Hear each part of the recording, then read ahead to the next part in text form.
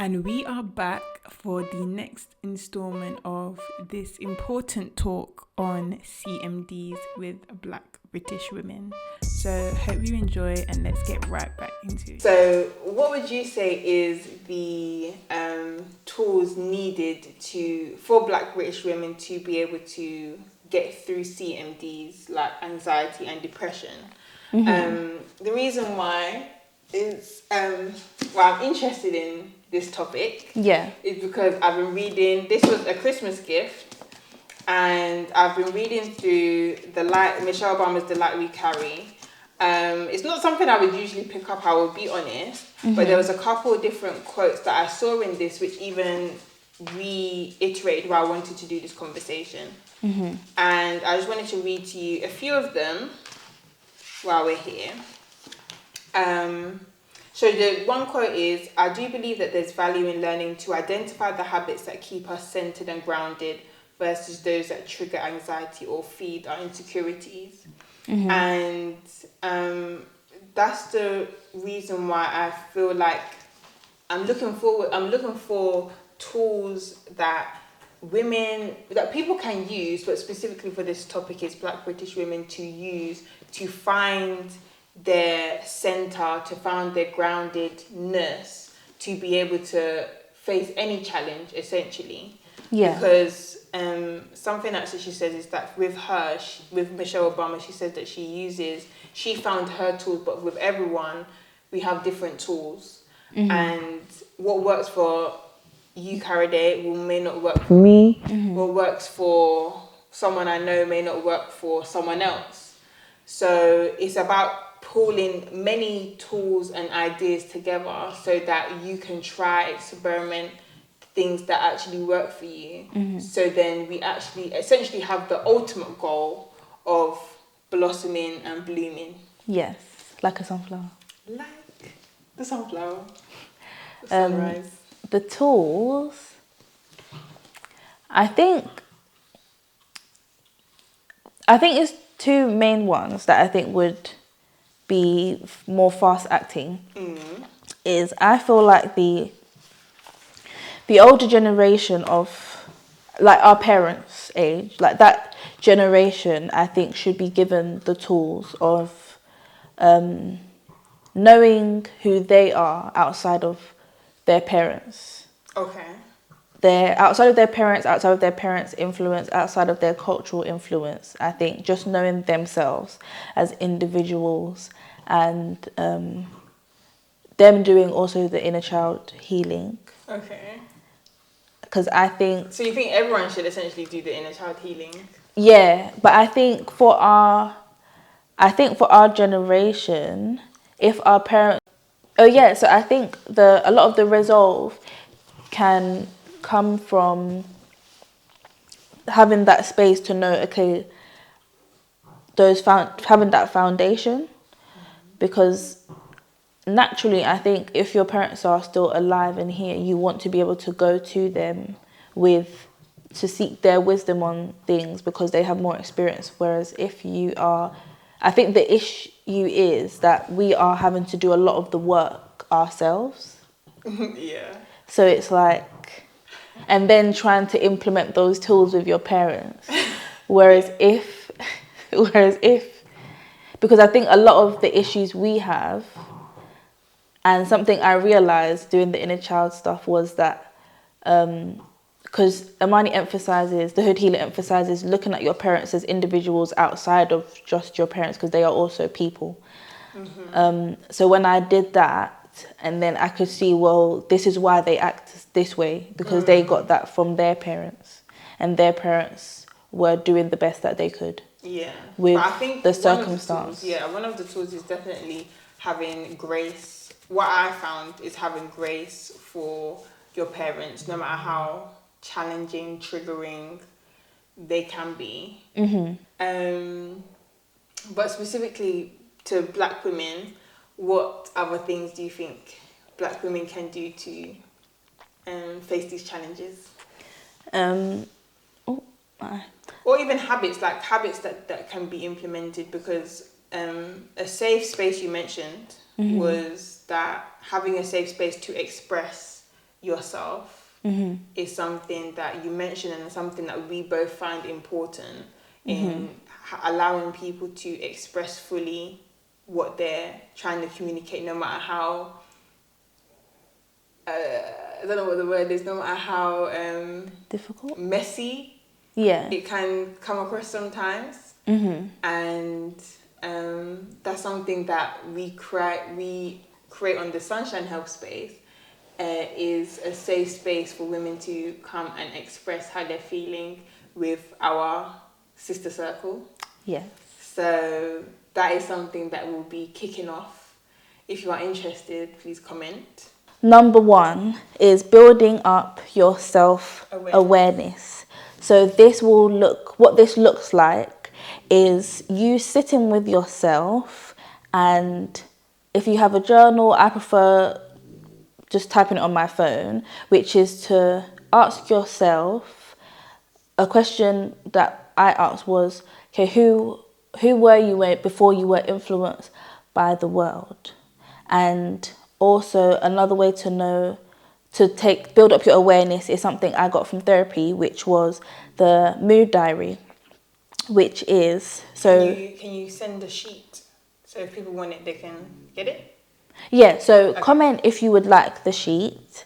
It's a worksheet, and it's basically, so we'll have Monday to Friday, and then you have to fill in the boxes of everything you're doing throughout the day. So this includes, okay, I got up from bed at this time, I had a shower at this time, I brushed my teeth, like every single thing, and then you have to rate your mood while you're doing these things. Okay. So that will help you to know, okay, I really love when I'm cooking. Okay. Because I feel close, because you rate it out 0 to 100. So if I'm at 80 when I'm cooking, okay, maybe I should cook more. Okay. Or if you're, okay, I was socializing on a Wednesday at 6 o'clock and I was at a 40. So this is out of 100. So then you're noticing, okay, well, so then maybe that will trigger you to ask, okay, maybe who was I around? And then you'll know, well, maybe I should hang out with these people less, or maybe socializing isn't my thing. And that will also trigger more questions as to, okay, maybe why, or how does it make me feel? And then you're starting to know yourself more, because with the suppressing, you can get to a space where you don't recognize your feelings, or as well as not knowing how to communicate it. So that would be number 1, which is awareness. So my question would be, is what, if any, was the things that you noticed in your mood diary which you've stopped doing, or you've noticed that you had low scores for them, so you've stopped doing it? To stop isolating myself. So something I used to do was, when I was having the low moods, I wouldn't really socialize or initiate socializing. I would be with myself, with my son. I'll just be with my son. Okay. So. Okay. So and I just thought that was normal because I was fine. Okay. So that was something but it was noticed that when I only really did that during the low moods time. Whereas if I was feeling up, I would talk to people more. Okay. I was socializing more. And when I did those things, like, because I think I had like an 80 or 70 when I was at church. Okay. So, it was church, and then was building up. She said to include a hobby, which was my dance class, and then that would get me closer to like the 100, closer to 100. I don't think so. I think I got to a 90. But I feel like it's rating out of 10. Nobody really is ever going to pick 10. Wait, so it's a work in progress? Yeah, it's a work in progress. So it was more so the isolating was what I... stopped? Yeah, because it wasn't necessary... Yeah, was what I stopped. Okay, thank you for your concise. Yes. So number 2. So that was number 1. Number 2 was... so trial and error of what you... a last thing with the point one of awareness was also to take inventory of your life, because in the podcast I listened to, Know For Sure podcast, they had a man called Tony Gaskins, and he said take inventory of your life. Ask yourself, okay, how is this affecting me? Which can be, some people are addicted to like social media, but it doesn't make them feel good. Like my thing is sugary food, sugary drink. Like when I eat it, I know it doesn't make me feel good, but I just do it again anyway. But so he said, and ask yourself, okay, what am I getting this? How is it influencing me? And then either demote, promote, or eliminate from your life. So because you are, as he said, the CEO of your life, and if you don't take inventory of these things, you will just carry on doing things haphazardly. And second point would be finding out what brings you joy. Genuine, deep joy, not just doing things because other people are doing things or because it looks good. Figuring out what it is that brings you joy. And those will be, to be honest, those are my two main things. Okay. Because a lot of it is I think those are my two main things. And actually is tap into your femininity, which is something I have started doing recently. Which is because when I asked myself who was I before I was influenced by the world, I was very really in my feminine essence. When I was in my prime, I was in my feminine essence, my natural state of being. Because I think specifically with black women, this is the topic. Specifically with black women, I think the notion of being Miss Independent, this independent black woman, this strong black woman, takes you out of your feminine essence and more into the masculine, which is, everything is about balance, so you need both. But I think where it comes to feeling that peace, feeling that joy, that free-flowing creativity, just being in your natural essence. And this soft life really is your feminine essence. Yeah. When you look at it, it's like doing facials and just soft life, just being soft, being gentle, which is what I picture what I associate femininity to.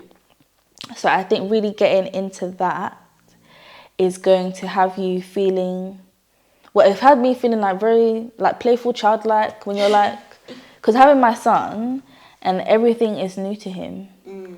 So he will make fun out of anything, just playing and experiencing life.